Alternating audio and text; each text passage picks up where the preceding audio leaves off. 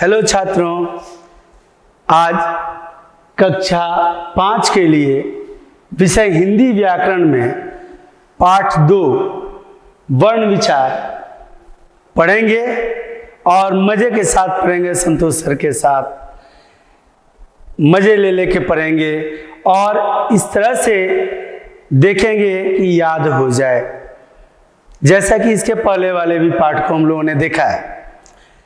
वर्ण विचार, वर्ण को अक्षर भी कहते हैं। अक्षर का अर्थ होता है जिसका कभी क्षय ही ना हो, जो कभी खत्म ही ना हो, अमर है, अजर है। अक्षर का अर्थ होता है जिसका कभी क्षय न हो, वो है अक्षर।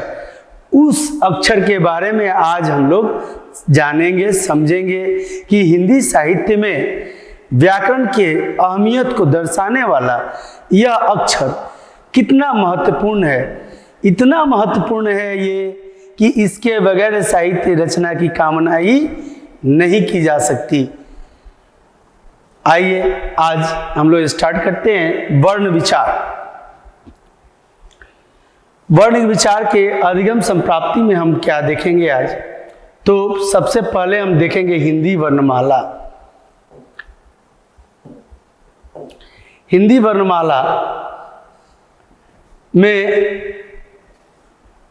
वर्णमाला में कुल कितने वर्ण होते हैं, किन किन वर्णों का क्या क्या नाम है, क्या क्या कहा जाता है उन्हें, और उनका अहमियत अर्थात उनका महत्व क्या है, यह देखेंगे। उसके बाद वर्णमाला की परिभाषा देखेंगे और वर्णमाला के बारे में, वर्णों के बारे में विचार पढ़ेंगे। तीसरा, वर्ण की परिभाषा। वर्ण की परिभाषा क्या होती है, वर्ण किसे कहते हैं, यह पढ़ेंगे। उसके बाद वर्ण के प्रकार या भेद, वर्ण के कितने प्रकार होते हैं, कितने रूप होते हैं और उन प्रकारों में क्या क्या अंतर होता है, यह देखेंगे। उसके बाद स्वर वर्ण की परिभाषा एवं प्रकार, स्वर वर्ण किसे कहते हैं और उसके कितने प्रकार होते हैं। फिर व्यंजन वर्ण की परिभाषा एवं प्रकार। आपको यहाँ वर्ण के प्रकार का नाम तो आ ही गया सामने, स्वर वर्ण और व्यंजन वर्ण, ये दो प्रकार होते हैं। लेकिन इन दोनों प्रकारों में क्या अंतर है, क्या इनकी परिभाषाएं हैं और कौन कौन से वर्ण इन प्रकारों में आते हैं, इन भेदों में आते हैं, यह इन दोनों पार्ट में देखेंगे। उसके बाद अतिरिक्त व्यंजन के बारे में पढ़ेंगे। व्यंजन के बाद भी कुछ ऐसे दो ऐसे व्यंजन हैं, दो प्रकार के ऐसे व्यंजन हैं जो अतिरिक्त के रूप में आते हैं, उन्हें समझेंगे। आइए छात्रों, स्टार्ट करते हैं हिंदी वर्णमाला से।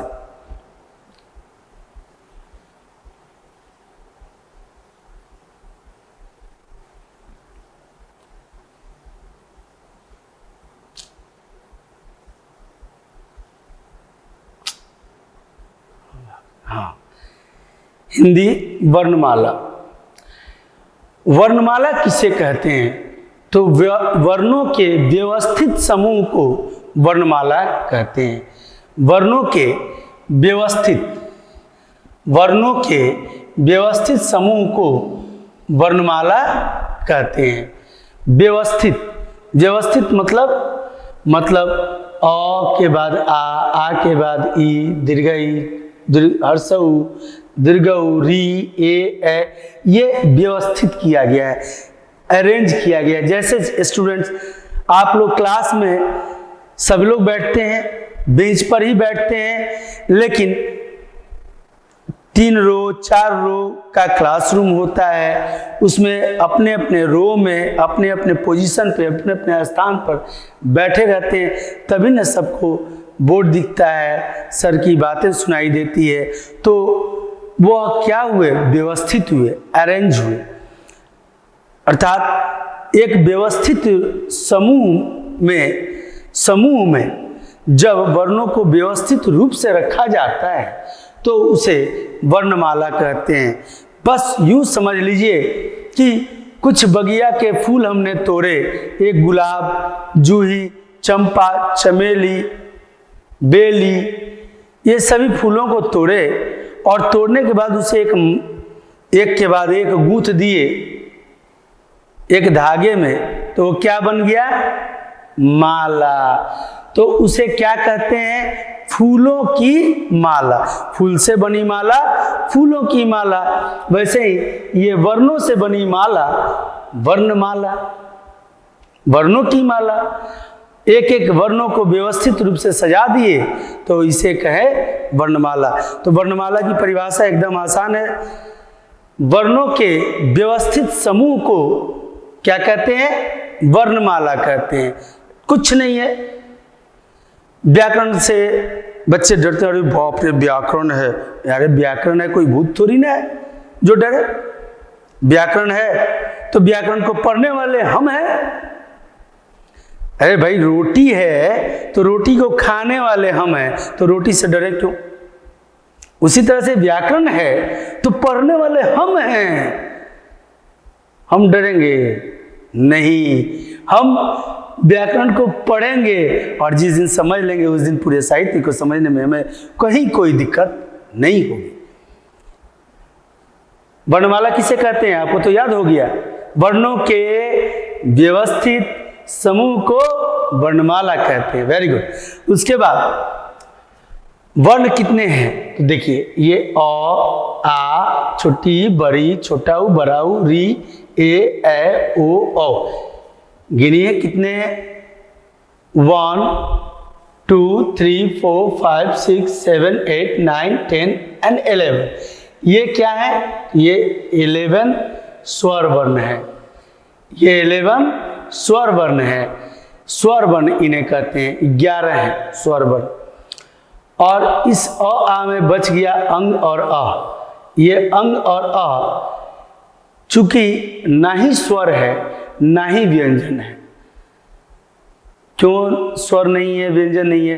क्योंकि स्वर की परिभाषा होती है जिन वर्णों का उच्चारण बिना किसी अन्य वर्ण के सहयोग के हो उसे स्वर वर्ण कहते हैं। जबकि व्यंजन की परिभाषा है जिन वर्णों का उच्चारण स्वर की सहायता से हो उसे व्यंजन कहते हैं। अब हमें यह दिखाई देता है अंग और अ में कि ये अनुनासिक वर्ण है। इनका उच्चारण जो हो रहा है वो नाक से हो रहा है। अंग अ, इनका उच्चारण नाक से हो रहा है, अनुनासिक है। अतः यह न स्वर में जाएंगे न व्यंजन में जाएंगे। इनका योग न स्वर में होगा न व्यंजन में होगा। इनका योग जब नहीं होगा तो योग का विपरीत होगा, क्या? अयोग होगा। इसीलिए इसे अयोगवाह कहते हैं। अयोग अर्थात जिन वर्णों का योग न ही स्वर में हो और न ही व्यंजन में हो उसे अयोगवाह कहते हैं। ये दो वर्ण हमारे वर्णमाला में अयोगवाह है। 11 स्वर 2 अयोगवाह कितने हो गए? 13। ये 13 की जो संख्या है ये आपके स्वर अ से लेके अ तक की संख्या है। इसके बाद क ख ग घ आता है प्रमेय। क ख ग घ, हाँ तो पढ़े हैं, लेकिन इसके बारे में अब हम लोग समझेंगे कि ये है क्या चीज। तो देखिए क ख ग घ अंग, ये जिस तरह से आप लोग 5 स्टैंडर्ड के स्टूडेंट हैं, कोई 4 स्टैंडर्ड का है, कोई 6 में है, तो वर्ग बना हुआ है। क्लास को कहा जाता है वर्ग। वर्ग बना हुआ है तो यह वर्ग जो है ये क स्टूडेंट, ख स्टूडेंट, ग घ और अंग, ये 5 स्टूडेंटों का वर्ग है जिसे क वर्ग कहा गया। इसी तरह से च छ ज झ य, पहला अक्षर है च और च के पहले अक्षर के वर्ग को च वर्ग कहते हैं। इसमें क च ट थ प ये क्या है? मॉनिटर हैं क्लास के और इन्हीं के नाम पर वर्ग का नाम पड़ रहा है। क वर्ग, च वर्ग, ये ट ठ ड ढ, ट वर्ग, अड़, त थ द ध न त वर्ग, प फ ब भ म प वर्ग, क वर्ग, च वर्ग, ट वर्ग, त वर्ग, प वर्ग। और इन पांचों को मिला के 1 2 3 4 5, इन पांचों को मिला के इसको कहा जाता है स्पर्श व्यंजन। क्या कहा जाता है? स्पर्श व्यंजन। क्या कहा जाता है? स्पर्श व्यंजन। क्यों कहा जाता है स्पर्श व्यंजन? इसलिए कहा जाता है कि हमारे मुंह में एक ही जीव है, एकलौता जीव हमारे मुंह में। 32 दांत होते हैं, आपके तो दांत 32 हैं नहीं, अभी 20 से 22 23 के बीच में होंगे। तो ये 32 दांत एक जीव, और ये क्या कमाल करता है ये जीव, तो ये भोजन ही नहीं करता, सिर्फ ये बोलने में भी हमारी मदद करता है। ये बोलता है तो देखिएगा अलग अलग लोगों का अलग अलग बातें होती हैं, अलग अलग उच्चारण होता है उनके मुंह से।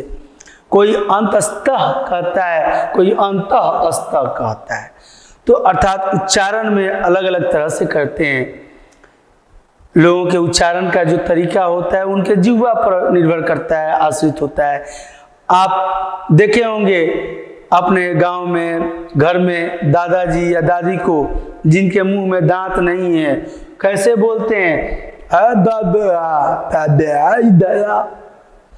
अर्थात उनका जीव जो है वो दांत को स्पर्श ही नहीं कर पाता। इसलिए जब दंत से बोलने की जरूरत होगी तो कहेंगे हा, स बुलाएगा नहीं, क्योंकि दांत तो है नहीं, जीव दांत को पार कर जाएगा। हा, तो स के जगह पर ह हो जाता है। अर्थात स्पर्श जीव कभी तालु से क ख ग घ अंग, इसमें जीवा का असर नहीं है, इसमें कंठ से आ रहा है, इसलिए कंठव्य वर्ण भी कहे जाते हैं। क वर्ग जो आगे हम लोग पढ़ेंगे, च छ ज झ य, ये च वर्ग है। च वर्ग, च कहाँ से बोला जाता है? तो तालु से। ट ठ ड ढ, जीव को पलट के बोला जा रहा है। ट ठ ड ढ अ, एक ही स्थान से बोला जा रहा है, तो यह मूर्धा है। त थ द ध न, ये दांत से। दंत्य है। प फ ब भ म, ओठ से, ओठ सट रहा है ना, प फ ब भ म, ये ओठ सटने की वजह से यह उष्ठ वर्ण भी कहे जाते हैं उच्चारण के आधार पर। और ये पांचों वर्ग मिल करके, चूंकि यह जिह्वा के अलग अलग भागों में अपने मुंह के अंदर स्पर्श करने से बोला जाता है, उच्चारित होता है, उच्चारण किया जाता है, इसलिए इसे स्पर्श व्यंजन कहते हैं। और ये है 25। उसके बाद य र ल व, ये य र ल व, ये 4 अंतस्थ व्यंजन हैं जिनकी संख्या 4 है। यह उत्पत्ति स्थान नाभि से उच्चारित होता है। य र ल व, जिह्वा तो सहयोग दे रहा है, साथ में जब हवा निर्बाध रूप से बाहर निकल रही है तो नाभि से होते हुए श्वास नली से आ रही है, यानी हवा का वेग कहीं रुकावट वाला नहीं, सीधे आता है। इसलिए अंतस्थ अर्थात अंदर से आने वाला, अंदर से उत्पादित होने वाला अस्थ, अंतस्थ वर्ण कहे जाते हैं। तलावे स, मूर्धन्य स, दंते स और ह, ये 4 हैं उष्म व्यंजन। अंतस्थ व्यंजन, उसके बाद उष्म व्यंजन। ये उष्म क्यों कहते हैं? क्योंकि अगर दो वस्तुओं को, किसी भी दो वस्तु को अगर हम रगड़ते हैं, घर्षण करते हैं आपस में, तो क्या होता है? घस के देखना, घर्षण करते हैं तो हाथ गर्म हो जाता है, उष्मा उत्पन्न होती है। उष्मा अर्थात गर्म जब भी कहीं होता है कोई वस्तु, तो उसमें क्या है? उष्मा है, उष्मा उत्पन्न हुई है, जिसके वजह से स ह जिह्वा रगड़ खा रही है, और घर्षण हो रहा है, रगड़ जहां भी होगा वहां क्या उत्पन्न होगा? ऊष्मा उत्पन्न होगा। और जब ऊष्मा उत्पन्न होता है, जिन वर्णों के उच्चारण से ऊष्मा का उत्पादन होता है, ऊष्मा उत्पन्न होती है, उसे ऊष्म व्यंजन कहते हैं। और इनकी संख्या है 4, छ, त्र, ज्ञ और स। ये छ, त्र, ज्ञ और स ये दो व्यंजनों से मिलकर बना है। तो दो व्यंजन साथ में युक्त हो रहे हैं, तो साथ में युक्त होने वाले को संयुक्त कहते हैं। अतः इन वर्णों का, जिन वर्णों का उत्पत्ति दो व्यंजनों से होता है उसे संयुक्त व्यंजन कहते हैं। और इनकी संख्या भी है 4। उसके बाद आता है द्विगुण व्यंजन। द्विगुण अढ़, अढ़, अढ़, यह द्विगुण है। इसकी भी संख्या 2 है। इसमें 2 गुण होने की वजह से यह द्विगुण होता है। इससे किसी शब्द को शुरू में लिखा नहीं जाता। यह जब भी शब्द के अंतर्गत आता है, रचना के आधार पर शब्द जब बनते हैं, तो शब्द के अंतर्गत यह मध्य में या अंतिम में इसका स्थान होता है। कभी भी शुरू में यह नहीं रहता, क्योंकि इससे किसी शब्द का उत्पादन नहीं होता। और इस तरह से जब हम देखते हैं ये 13, ये 25, 4, 4, 8, 4, 12, 2, 14, 5, 3, 8, 4, 12, 2 हाथ में 1, 1, 2, 2, 4, 1, 5, 52 ये वर्णों की संख्या हमारे यहाँ पर मिल जा रही है। ये 52 वर्ण हमारे वर्णमाला में व्यवस्थित रूप से सजे हुए हैं। अतः वर्णमाला की परिभाषा क्या होगी? वर्णों के व्यवस्थित समूह को, वर्णों के व्यवस्थित समूह को क्या कहते हैं? वर्णमाला कहते हैं। वर्णों के माला को वर्णमाला कहते हैं। आगे आते हैं बाबू, वर्ण किसे कहते हैं? तो वर्ण उस मूल ध्वनि को कहते हैं जिसके टुकड़े नहीं हो सकते।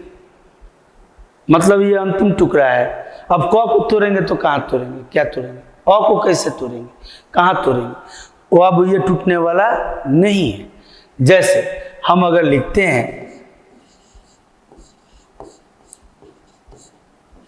तो इसको तोड़ेंगे तो एक आएगा क, एक आएगा म, एक आएगा ल। अर्थात ये 3 अलग अलग वर्ण हैं। इसको भी तोड़ते हैं अगर, तो ये आता है क हलंत। इसको तोड़ते हैं तो ये आता है क हलंत म, सॉरी,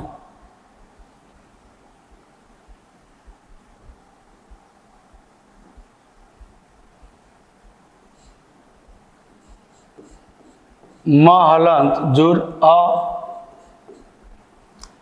और इस ल को तोड़ते हैं तो ल हलंत जोर अ।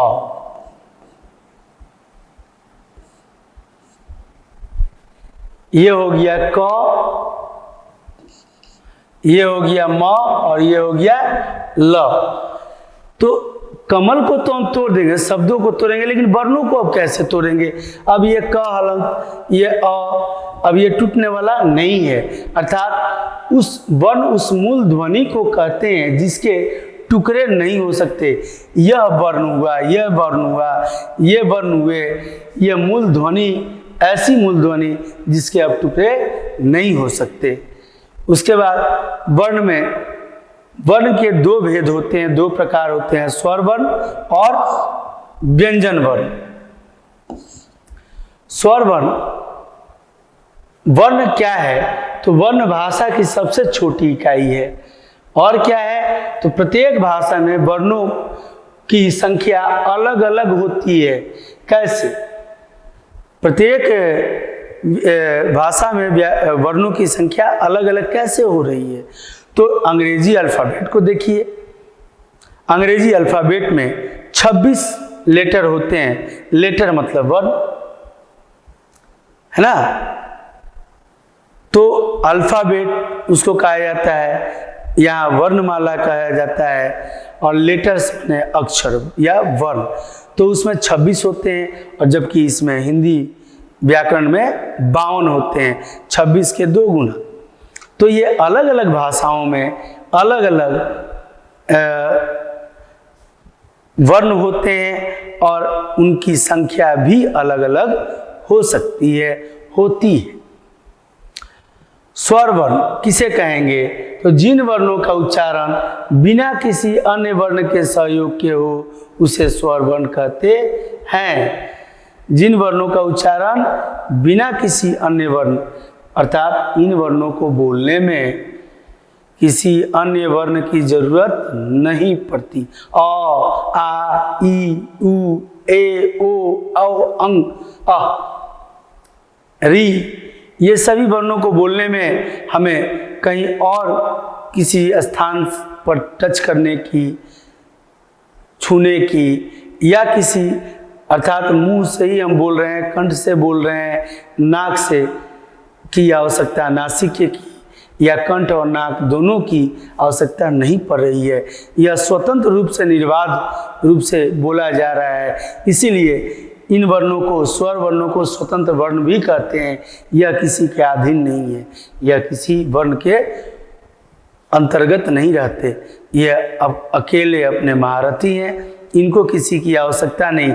लेकिन इनके बगैर कोई अन्य वर्ण बन भी नहीं सकता, अर्थात इन्हें किसी की जरूरत नहीं, इनकी जरूरत सबको है।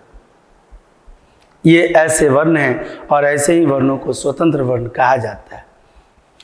व्यंजन किसे कहेंगे? तो जिन वर्णों का उच्चारण स्वर वर्ण के सहयोग से हो उसे व्यंजन वर्ण कहते हैं। जिन वर्णों का उच्चारण स्वर वर्णों के सहयोग से हो, जैसा कि हम लोगों ने अभी बातें की कि स्वर वर्ण को किसी की आवश्यकता नहीं होती, लेकिन स्वर वर्ण का सहयोग सबको चाहिए। तो स्वर वर्ण जब अपना सहयोग देता है तब बनने वाला वर्ण व्यंजन वर्ण बनता है। छात्रों, एक चीज देखिएगा, प्रश्न आता है स्वर वर्ण और व्यंजन वर्ण में क्या अंतर है। तो ये इस तरह से अरेंज हमने स्लाइड को किया है कि यहाँ पर परिभाषा स्वर वर्ण की, ये व्यंजन वर्ण की, और साथ में इनके बीच जो अंतर है वो है, अर्थात यह एक दीर्घ उत्तरीय प्रश्न के अंतर्गत स्वर वर्ण और व्यंजन वर्ण के बीच अंतर स्पष्ट करने के लिए यह उत्तर सटीक है। और क्या होता है स्वर वर्ण में? स्वर वर्ण तो बिना किसी अन्य वर्ण के उच्चारण के होता है। दूसरा, जिन ध्वनियों को बोलते समय हवा फेफड़े से होते हुए सीधी कंठ से बाहर निकलती है, जिन वर्णों को उच्चारण करते हुए हवा जो है फेफड़े से बाहर आती है और आते हुए और कहीं टकराती नहीं, सीधी कंठ से बाहर आ जाती है, स्वर कहलाती है। ऐसे ही वर्ण स्वर वर्ण कहलाते हैं। जबकि व्यंजन जिन वर्णों को बोलने में हवा रुकावट के साथ बाहर निकलती है, रुकती है, क, अब क के लिए यहाँ का वेट कर रहा है अ, इसलिए क का क पहले, बाद में अ, क, अब यहाँ का वेट करके तब निकल रहा है अ, तो ये क्या होता है? व्यंजन वर्ण होता है। उसके बाद स्वर वर्ण में अ से लेके अ तक 11 स्वर हैं, जबकि व्यंजन में स्पर्श व्यंजन 25, अंतस्थ व्यंजन 4, ऊष्म व्यंजन 4, द्विगुण व्यंजन 2 और कुल मिलाकर के 35 व्यंजन है।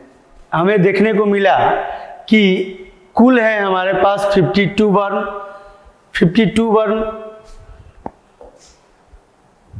और यहाँ 11 है स्वर और 35 व्यंजन, ये व्यंजन 35 और 11 स्वर, तो फिर 5 1 6 और 3 1 4, 46 हो रहे हैं, जबकि कुल वर्णों की संख्या है 52 और इसमें से 46, 52 में से 46 गया तो ये 6 बचा। अब ये 6 वर्ण कौन कौन से हैं? अब 6 वर्ण जिसमें से 4 व्यंजन, संयुक्त व्यंजन और 2 है अयोगवाह। और ये जब 2 और 4 ये मिल गए तो 6 हो गया और ये 6 जोड़ करके 46 प्लस 6 52, ये हमारे वर्णों की कुल संख्या में मिल गई। अर्थात वर्णमाला को समझे हम लोग छात्रों, और वर्ण की संख्या 52, 52 वर्णों को हमने देखा अभी कि किन किन वर्णों का क्या क्या नाम है और कहाँ कहाँ उसे अरेंज किया जाता है। आइए आगे बढ़ते हैं। स्वर वर्ण। अब 2 प्रकार के वर्ण होते हैं, कौन कौन? स्वर वर्ण और व्यंजन वर्ण। स्वर वर्ण और व्यंजन वर्ण 2 प्रकार के जो वर्ण हुए, इसमें से स्वर वर्ण की परिभाषा है जिन वर्णों का उच्चारण बिना किसी अन्य वर्ण की सहायता के हो उसे स्वर वर्ण कहते हैं। अब ये स्वर कितने प्रकार के होते हैं? तो स्वर 3 प्रकार के होते हैं। कौन कौन? हर्ष स्वर, दीर्घ स्वर और प्लुत स्वर। हर्ष स्वर किसे कहते हैं? तो जिन स्वरों को बोलने में कम समय लगता है, कम, बहुत ही कम समय, अ, ई, उ, री, ये 4 हैं। अ, ई, उ और री, यह 4 जो वर्ण हैं इन्हें बहुत ही अल्प समय लग रहा है बोलने में। जिन स्वरों को बोलने में कम समय लगता है उन्हें हर्ष स्वर कहते हैं। छात्रों, इस स्लाइड को हमने इसी हिसाब से अरेंज किया है, बनाया है कि अगर आपसे स्वर, हर्ष स्वर और दीर्घ स्वर के बीच अंतर स्पष्ट करने को कहा जाए, दीर्घ स्वर और प्लुत स्वर के बीच अंतर स्पष्ट करने को कहा जाए, या तीनों स्वरों के परिभाषा को लिखने के लिए कहा जाए, तो परिभाषाएं आपके प्रथम में है। अंतर ये तीनों है। ठीक है। दीर्घ स्वर, जिन स्वरों को बोलने में हर्ष स्वर से 2 गुना समय लगे। पहले क्या है? हर्ष स्वर में एकदम आसान है छात्रों, याद हो जाएगा तुरंत। जिन स्वरों को बोलने में कम समय लगता हो, कम को अल्प भी कहते हैं, अल्प समय लगता हो, उन्हें हर्ष स्वर कहते हैं। और हर्ष स्वर से, जिन स्वरों को बोलने में हर्ष स्वर से 2 गुना समय लगता हो उसे दीर्घ स्वर कहते हैं। और जिन स्वरों को बोलने में हर्ष स्वर से 3 गुना समय लगता है उसे प्लुत स्वर कहते हैं। अर्थात जिन स्वरों को बोलने में कम समय लगा वो हर्ष, जिन स्वरों को बोलने में हर्ष स्वर के 2 गुना समय लगा दीर्घ, और जिन स्वरों को बोलने में हर्ष स्वर के 3 गुना समय लगा वो प्लुत स्वर कहलाता है। तीनों का परिभाषा अभी का अभी याद हो गया। जिन स्वरों को बोलने में कम समय लगता है वो हर्ष स्वर, जिन स्वरों को बोलने में हर्ष स्वर के 2 गुना समय लगता है वो दीर्घ स्वर, और जिन स्वरों को बोलने में हर्ष स्वर के 3 गुना समय लगता है वो प्लुत स्वर कहलाता है। ये हर्ष स्वर कितने हैं? तो 11 स्वर हैं, 10 और 1 11, अ से लेके अ तक, अ, आ, हर्षई, दीर्घई, हर्षऊ, दीर्घऊ, री, ए, ओ और औ। 11 स्वरों में से 4 है हर्ष स्वर और बचा हुआ 7 आ, दीर्घई, दीर्घऊ, ए, ओ और औ। ये 7 जो स्वर हैं, ये 7 स्वर आपके दीर्घ स्वर हो गए। अब ओइम, सुनो, राधे, ये जो लगा हुआ है एक चिन्ह, यह चिन्ह प्लुत स्वर का चिन्ह है। साहित्य में जितनी भी विराम चिन्ह हैं वह सभी प्लुत चिन्ह के अंतर्गत आते हैं। प्लुत। अब देखिएगा, अगर हम कहें कि स्वर वर्ण सरने का कुल 11 है, अब इसमें से 4 हो गए हर्ष स्वर और 7 हो गए दीर्घ स्वर, तो भाई 7 और 4 मिलके तो 11 हो गए। अब प्लुत स्वर कहां से आया? प्लुत स्वर कितने होते हैं? तो प्लुत स्वर की कोई अक्षर प्लुत स्वर में नहीं जाता, प्लुत स्वर में सिर्फ सांकेतिक चिन्ह जाते हैं। जिस तरह से ये चिन्ह है, सांकेतिक चिन्ह जाते हैं। अतः जितने भी साहित्य रचना में पूर्ण विराम, अर्ध विराम, अल्प विराम, संघर्षी चिन्ह, लाघव चिन्ह, ये जो चिन्हों के नाम हैं, ये सभी चिन्ह प्लुत स्वर के अंतर्गत आते हैं। ये ए जब टान कर ओम, सुनो जब टाना जाता है तो वो स्वर जो निकलता है हमारे मुंह से, उसे प्लुत स्वर कहते हैं। आइए देखते हैं और क्या है हर्ष स्वर में।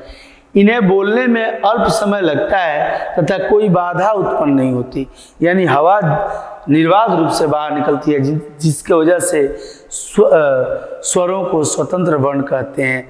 तो स्वतंत्र वर्ण जो ये है, इसको बोलने में कहीं भी कोई रुकावट, कोई बाधा नहीं आती। जबकि दीर्घ स्वर 2 गुना समय लगे, यानी अ बोलने में जो समय लगा कम समय लगा, और अ ये 2 गुना समय जो लग रहा है, ये बनता है आ। छोटी छोटी मिलकर 2 गुना समय लगा, बना दीर्घ। इसलिए ये सभी स्वर जो हैं, ये 7 दीर्घ स्वर हैं। आप देख रहे होंगे ऊ और ऊ मिलता है तो दीर्घऊ बना, फिर अ और ई मिलने से ए बनता है, अ और ओ मिलने से, अ और ऊ मिलने से ओ बनता है, बड़ा ऊ मिलने से।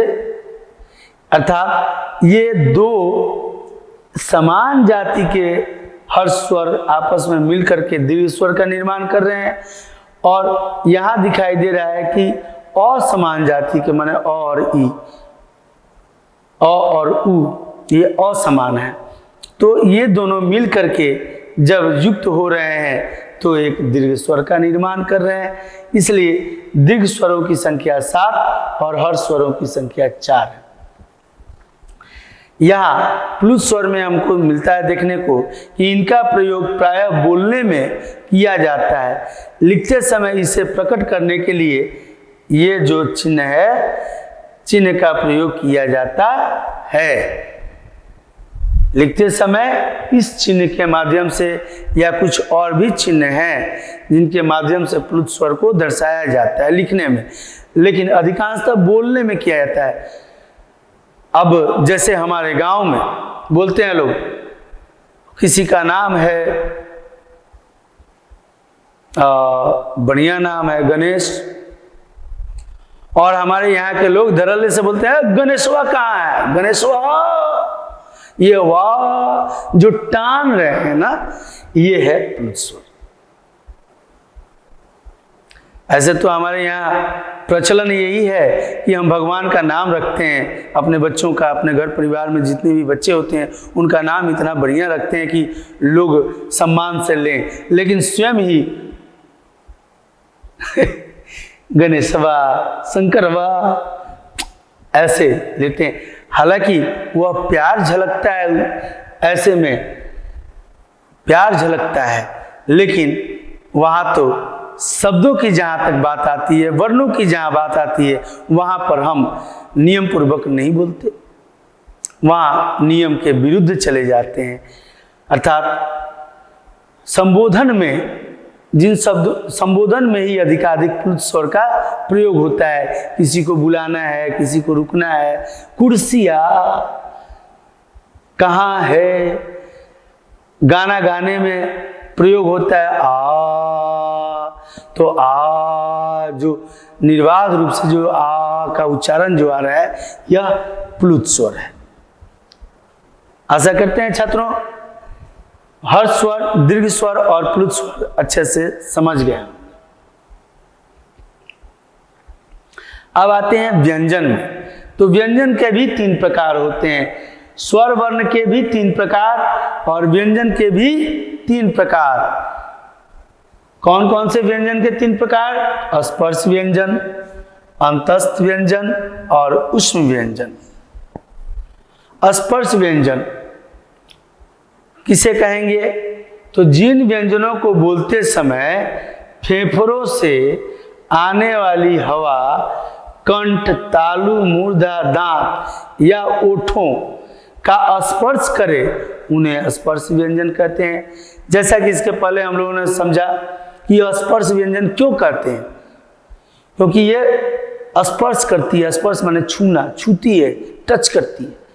जिन व्यंजनों को बोलते समय फेफड़ों से आने वाली हवा कहाँ कहाँ स्पर्श करती है? तो हवा कंठ, तालु, मूर्धा, मूर्धा से टवर्ग बोले, तालु से चवर्ग बोले, कवर्ग कंठ से बोले, दांत से तवर्ग बोले और ओठ से पवर्ग बोले। तो यह बोलते में स्पर्श करे उन्हें कौन सा व्यंजन कहते हैं? स्पर्श व्यंजन कहते हैं। अंतस्थ व्यंजन किसे कहा जाता है? तो जिन व्यंजनों को बोलते समय जीभ का पूरी तरह स्पर्श मुख के किसी भाग से नहीं होता उन्हें अंतस्थ व्यंजन। पूरी तरह य, र, ल, व पूरी तरह से जीभ का टच नहीं हो रहा है। हवा यहाँ से उत्पत्ति स्थान, उद्गम स्थान से, उद्गम स्थान नाभि को कहा जाता है, क्योंकि जब बच्चा छोटा रहता है तो देखते होंगे नाभि निकला हुआ रहता है, उसी से वह माँ के गर्भ में जुड़ा रहता है, इसलिए उसे नाभि को उत्पत्ति स्थान भी कहा जाता है। और वहाँ से हवा निकलती है जब, तो यह जीवा मुख के विभिन्न भागों में स्पर्श करने की उनसे आवश्यकता ही नहीं पड़ती, और तब जो उच्चारण होता है वह अंतस्थ व्यंजन होता है। य, र, ल, व ये 4 हैं। उसका उस व्यंजन, जिन व्यंजनों को बोलते समय हवा तेजी से मुंह में रगड़ खाती है, तेजी से रगड़ खाती है। स जैसे सलजम, सलगम, शरीफा, तेजी से निकलती है हवा और रगड़ खाती है। यह दोनों काम जब एक साथ होता है और तब जिस वर्ण का उच्चारण होता है वह ऊष्म व्यंजन कहलाता है। ये 4 हैं, ये भी 4 हैं और ये 25 हैं। कौन कौन 25 हैं?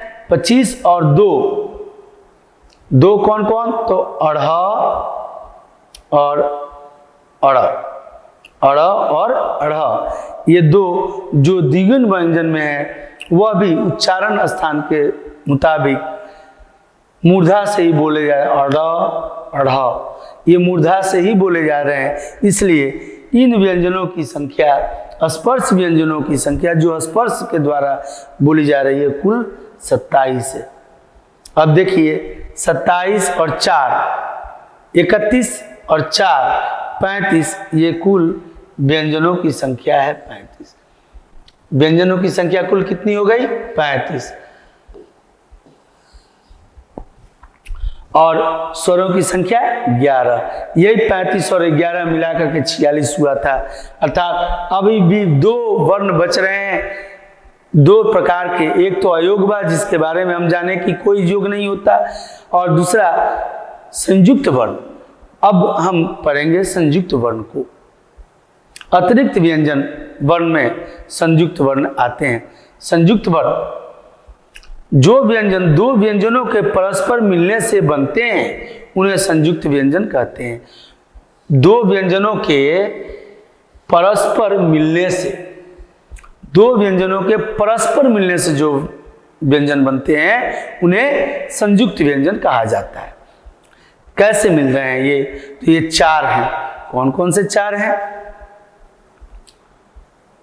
तो छ मिल रहा है क और स से, त्र मिल रहा है, बन रहा है त और र से, ज्ञ बन रहा है ज और य से, और स्र बन रहा है स और र से।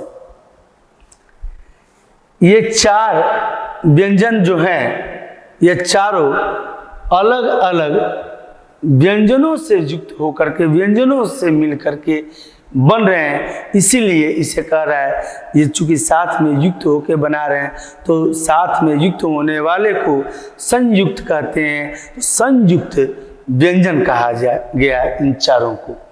ये चार हो गए। अब ये अलग अलग प्रकार से भी होते हैं, ये छत्र ज्ञ और स्र तो है ही, साथ में और भी ये युक्त होते हैं साथ में। कैसे? तो क और ख, जैसे मक्खन मक्खी, क और त भक्त वक्त, त और य से सत्य अमर्त्य, द और य से विद्या उद्यान। अर्थात जब भी हम यह संयुक्ताक्षर देख रहे हैं और दो अलग अलग वर्ण देख रहे हैं तो इसे संयुक्त वर्ण कहते हैं, वहां पर संयुक्त कहेंगे। अब इसको पढ़ने में हम कैसे पढ़ते हैं? तो क ख संयुक्त म। अब जैसे आपसे कोई कहेगा कि मुंह से बोल के बताओ कि मक्खन कैसे लिखा जाएगा, तो कैसे बोलेंगे? म क ख संयुक्त न मक्खन, मक्खी बोल के दिखाओ। म क ख संयुक्त दीर्घ ई मक्खी। इस तरह से हम बोलते हैं, उच्चारण करते हैं, और ये उच्चारण ही उचित उच्चारण होता है। छ से बनने वाला शब्द क्षेत्र क्षमा, त्र से बनने वाला त्रिशूल त्रिदेव, ज्ञ से बनने वाला यज्ञ या ज्ञानी, स्र से बनने वाला श्री श्रवण आदि ऐसे शब्द बनते हैं जो कि संयुक्त अक्षरों से बनते हैं। दूसरा है द्वित्व व्यंजन। द्वित्व कौन? तो जो दो वर्ण, एक ही वर्ण, समान वर्ण दो, ये तो अलग अलग बना तो संयुक्त कहलाया। और जब दो समान वर्ण एक ही साथ युक्त होकर के और बनाते हैं जब शब्द, जैसे क क चक्की मक्का, क का है। अब इसको कैसे पढ़ेंगे? तो च क क संयुक्त दीर्घ ई चक्की, मक्का म क क संयुक्त आ मक्का, बच्चा कच्चा, लट्टू छुट्टी, लल्लू उल्लू, लड्डू गुड्डू, चप्पल धप्पा। यह पप संयुक्त है। अर्थात जब एक ही समान वर्ण, समान वर्ण, एक ही वर्ण जब एक साथ जुड़ करके संयुक्त हो रहे हैं, साथ में युक्त हो रहे हैं, तो उन्हें संयुक्त नहीं कहेंगे। संयुक्त कब कहेंगे? जब दो अलग अलग वर्ण, अलग अलग व्यंजन एक साथ युक्त हो रहे हैं तो संयुक्त, और जब दो एक ही वर्ण एक साथ युक्त हो रहे हैं तो उन्हें द्वितीय व्यंजन कहा जाए। क्लियर? Very good. अब आते हैं मात्राओं पर। तो मात्राओं को हम जानते हैं कि 11 स्वर में से एक स्वर अ की कोई अपनी मात्रा चिन्ह नहीं होती। अर्थात एक को अगर हटा दें तो सभी स्वरों की को मात्राओं में परिवर्तित करके लिखा जाता है, उनके संकेत चिन्हों को लिखा जाता है, और व्यंजन के साथ जोड़ करके, व्यंजन के साथ जैसे ही जुड़ते हैं वो, तो वो मात्रा बन जाते हैं। अर्थात जब स्वर वर्ण किसी व्यंजन के साथ युक्त होता है, जब स्वर वर्ण किसी व्यंजन के साथ युक्त होता है, क के साथ युक्त हुआ तो का बना दिया, ई क के साथ युक्त हुआ तो की बना दिया। जब युक्त होता है तो यह मात्रा के रूप में परिवर्तित हो जाता है।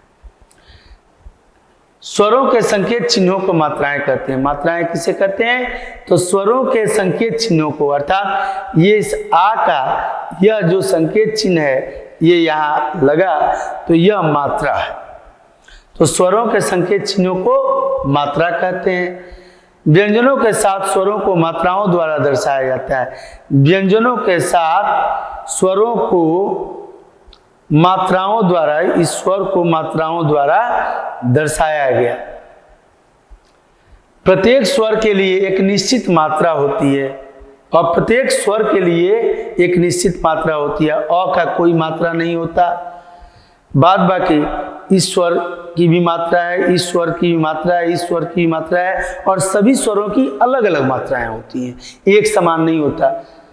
तनिक सोचना है कि एक समान अगर होता सब मात्रा तो क्या हम पढ़ पाते? कभी कहीं इसी को कहा जाता आ और ये एकले को, और कहीं जैसे क पर एकले, अब इसको कहेंगे कि ये का है, तो फिर के कैसे लिखते हैं भाई? ऐसे थोड़ी ना लिखते हैं। तो एक ही नहीं, अलग अलग स्वरों की अलग अलग मात्राएं होती, जिसमें स्वरों की मात्राएं यहाँ पर स्वर है और जिनकी मात्राएं यहाँ पर दर्शित है, आपकी किताब में भी है, आप देखे भी होंगे।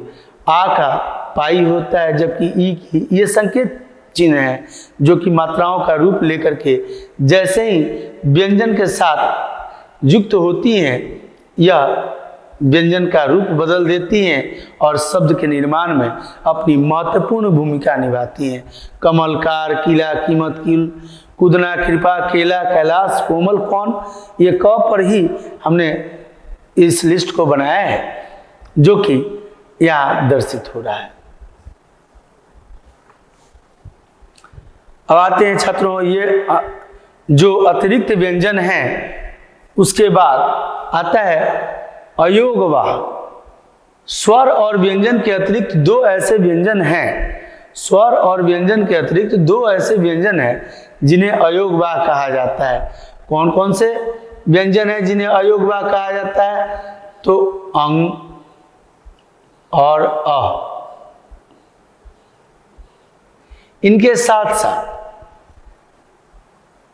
अनुनासिक व्यंजन के अंतर्गत अ पर चंद्र बिंदु और अ पर चंद्र होता है। जैसे इस अ के चंद्र से डॉक्टर, डॉक्टर में सिर्फ चंद्र रहता है, बिंदु नहीं रहता।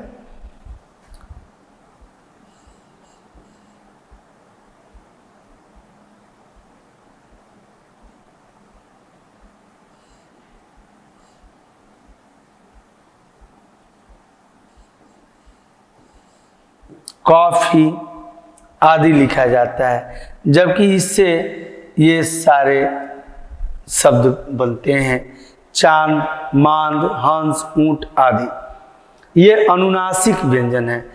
ये अ पर चंद्र बिंदु और अ पर चांद यह अनुनासिक है, जबकि अंग और अयोगवाह है।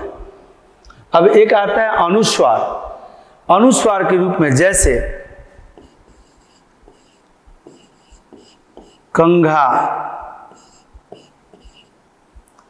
गंगा, घंटी,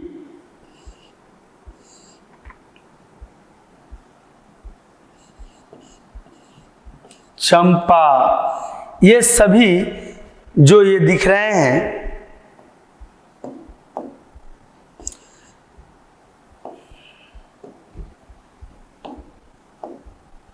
ये सभी जो दिख रहे हैं ये क्या है? ये अनुस्वार हैं। अनुस्वार किसे कहेंगे? तो जिसका उच्चारण नाक से होता है। अब इसमें कहीं अंग है, कहीं य है, अड़ है, न है और म है। अब इसे अगर ध्यान से आप देखें तो अंग, अंग, य, अड़, न और म ये कौन से वर्ण है? तो स्पर्श व्यंजन। स्पर्श व्यंजन में प्रत्येक वर्ग का अंतिम अक्षर है। क वर्ग का अंतिम अंग, च वर्ग का अंतिम य, ट वर्ग का अंतिम न, त वर्ग का अंतिम न और प वर्ग का अंतिम म। तो ये क्या है? ये अंतिम पांच जो स्पर्श व्यंजन है उसके पांचों वर्गों के अंतिम पांच अक्षर हैं। इन्हें पंचमाक्षर भी कहा जाता है। पंचमाक्षर।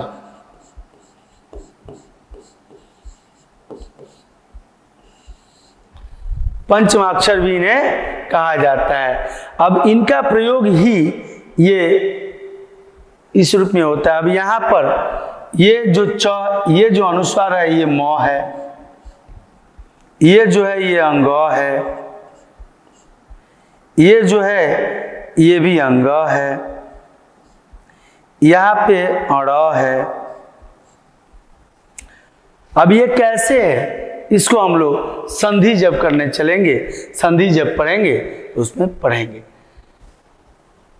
इतना समझिए कि इन 5 अक्षरों का प्रयोग अनुस्वार के रूप में होता है, इसलिए इसे अनुस्वार वर्ण कहते हैं। और विसर्ग, इसका उच्चारण लगभग ह के समान होता है, जैसे अतः, प्रातः, जो ये अ है यह विसर्ग वर्ण है। अर्थात इस तरह के जब वर्ण होते हैं तो वर्ण विच्छेद जब हम करने जाते हैं, वर्णों को अलग अलग करने की विधि को वर्ण विच्छेद कहते हैं। और उस वर्ण विच्छेद के अंतर्गत हमें इन सब की पहचान बहुत ही अहम भूमिका निभाती है, महत्वपूर्ण हो जाती है, क्योंकि ये अगर नहीं समझे रहेंगे तो वर्ण विच्छेद करना मुश्किल होगा। आशा करते हैं स्टूडेंट आपको वर्णमाला बेहतर ढंग से वर्ण विचार समझ में आया होगा। अच्छे से मन लगा के पढ़िए और हमेशा आगे की सोच रखिए, हमेशा आगे बढ़ने की, विकास की नीति अपनाइए। कभी भी अपने आप को उलझन में डालने की कोशिश न करें। मैंने देखा है 5 स्टैंडर्ड के स्टूडेंट्स लोगों में कि बस एक ने कुछ कह दिया कि ये तो इसको तो कुछ नहीं आता है, बस उसके पीछे पड़ गया, ये मुझे नहीं आता है, तुम ही जानते हो ज्यादा। अरे भाई, अगर आपको आता है तो अपना काम करके दिखाइए ना, बोलने की जरूरत ही नहीं पड़ेगी। मूल्यांकन समाज के ऊपर छोड़ो, अपना काम करो, कर्म प्रधान होता है। सचिन तेंदुलकर को 50 सैकड़ों लोग नहीं, लाखों लोगों ने बहुत कुछ बोला जब वो 0 पर आउट होता था तो, लेकिन उसने कुछ नहीं बोला, उसने अपना बल्ला चलाया। और जिस दिन वह शतक मारता था उसको लोग पूछते थे। लोगों का क्या, लोगों का काम ही है कहना। लोगों के ऊपर मत जाइए, अपना काम करते रहिए। आपका अगर प्रदर्शन बेहतर होगा तो फिर किसी और के कहने से कुछ नहीं होता, आप बेहतर हैं, ये बनना है। ठीक है, अब विदाई होने का समय आ गया। मन लगा के पढ़िए और कुछ बन के दिखाइए। धन्यवाद। आपका दिन मंगलमय हो।